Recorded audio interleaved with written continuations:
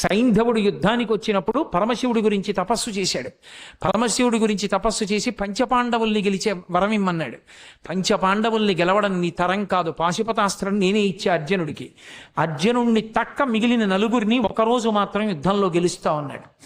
అర్జునుడు దూరంగా ఉండడం చూసి అభిమన్య కుమారుడు పద్మవ్యూహంలోకి వెళ్తే సైంధవుడు నలుగురిని, ధర్మరాజు, భీముడు, నకులుడు, సహదేవుడిని నలుగురిని లోపలికి వెళ్లకుండా చూసి అభిమన్యుడు చచ్చిపోవడానికి కారణమయ్యాడు. అందుకనే సైంధవుడిలో అడ్డుపడ్డాడంటారు. రాత్రి శిబిరానికి తిరిగి వచ్చినటువంటి అర్జునుడు ఏడిచాడు, కొడుకు చచ్చిపోయాడని. ఏడిచి మీరు నలుగురు ఎందుకు వెళ్ళి రక్షించలేదని అడిగాడు అన్నల్ని. సైంధవుడు అడ్డుపడ్డాడు, అతనికి వరం ఉందన్నారు. తొందరపడి ప్రతిజ్ఞ చేసేశాడు, రేపు సూర్యాస్తమయానికి నేను సైంధవుడి తల తరగకపోతే నేనే చచ్చిపోతానన్నాడు. అర్జునుడు బానే పడుకున్నాడు ఆ రాత్రి, కృష్ణుడు నిద్రపోలేదు.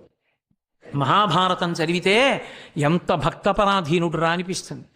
ఆఖరికి అటు ఇటు దొర్లుతూ ఉంటే సారథి దారుకుడు వచ్చి పిలిచాడు, ఎందుకు అలా ఉన్నారని అడిగాడు. ఎలా నిద్రపడుతుంది, తొందరపడి ప్రతిజ్ఞ చేశాడు.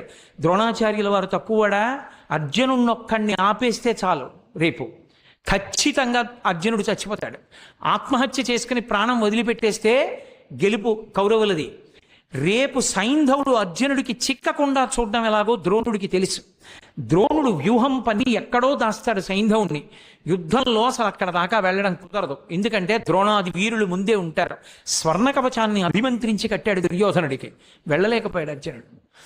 వెళ్ళలేకపోయి ద్రోణాచార్యుల వారే పెద్ద పర్వత శిఖరంలో ఎదురుగుండా నించుని శకట వ్యూహం పన్నాడు. శకట వ్యూహం పన్ని లోపల ఎక్కడో చిట్ట చివర దాచేశాడు సైంధవుణ్ణి. పొద్దున్న అయిపోయింది, మధ్యాహ్నం అయిపోయింది, పొద్దు ఒరిగిపోతోంది. యుద్ధం చేస్తూనే ఉన్నాడు, ఎక్కడికో వెళ్ళాలి, ఇంకా మొదట్లో ఉన్నాడు, వ్యూహాన్ని ఛేదించనే లేదు. అయిపోయింది, సూర్యాస్తమయ వేళ అయిపోయింది. సైంధవుడు సంతోషపడిపోతున్నాడు, అమ్మయ్య ఇక అర్జునుడు నా దగ్గరికి వచ్చే అవకాశమే లేదు, నేను చచ్చిపోనని. చిన్న బుచ్చుకున్నాడు అర్జునుడు. అయిపోతోంది సూర్యాస్తమయం, కాబట్టి చంపలేని సైంధవుణ్ణి. అయిపోయింది కురుక్షేత్ర యుద్ధం, నేను ప్రాణం విడిచిపెట్టవలసిందే. చూశాడు కృష్ణ పరమాత్మ అర్జునుడి యొక్క అవస్థ. చూశావా, తొందరపడితే బాబా ఎలా ఉంటాయో పరిణామాలు, జాగ్రత్త వహించు, ఇప్పుడు నేనేం చేస్తానో చూడన్నాడు. మాయాతిమిరాన్ని సృష్టించాడు, అది సూర్యుడిని అడ్డింది. సూర్యాస్తమయం అయిపోయింది, అర్జునుడు కొట్టలేకపోతున్నాడే అన్నాడు.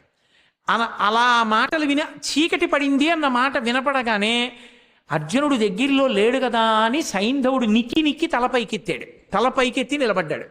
బావా అడిగో సైంధవుడు కొట్టాయి అన్నాడు. బాణం వేసి వెంటనే తలని కొట్టాడు. కొట్టగానే మాయాతిబిరాన్ని తొలగించాడు. చీకటి పడ్డా కొట్టాడందాం అనుకున్నారు, మళ్ళీ సూర్యుడు పైకి వచ్చాడు. అమ్మా మనం పొరపాటు పడ్డాను రా, సూర్యాస్తమయం అవ్వలేదనుకుంటున్నారు. సైంధవుడి తల బావా కింద పడిందో నీ తల 100 వక్కలైపోతుంది. ఎందుకంటే సైంధవుడికి తండ్రి ఉన్నాడు, వృద్ధక్షత్రుడు ఆయన పేరు. ఆ వృద్ధక్షత్రుడికి తపస్సు చేస్తే పుట్టాడు, జయద్రథుడు అన్న పేరుతో సైంధవుడు. ఆయన పుట్టినప్పుడు అశరీరవాణ్ణి పలికింది. ఇతని యామరపాటులో ఉన్నప్పుడు ఒక సుక్షత్రియుడు ఇతని తల కొట్టేస్తాడంది.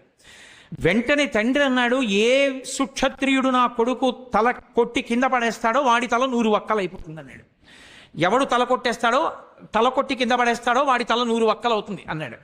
బావా నీకు తెలియదు, వాళ్ళ తండ్రి శాపం ఉందా, తల కింద పడిపోతే నీ తల 100 వక్కలు అయిపోతుంది, అందుకు నా తల కింద పడకుండా బంతులాడన్నాడు.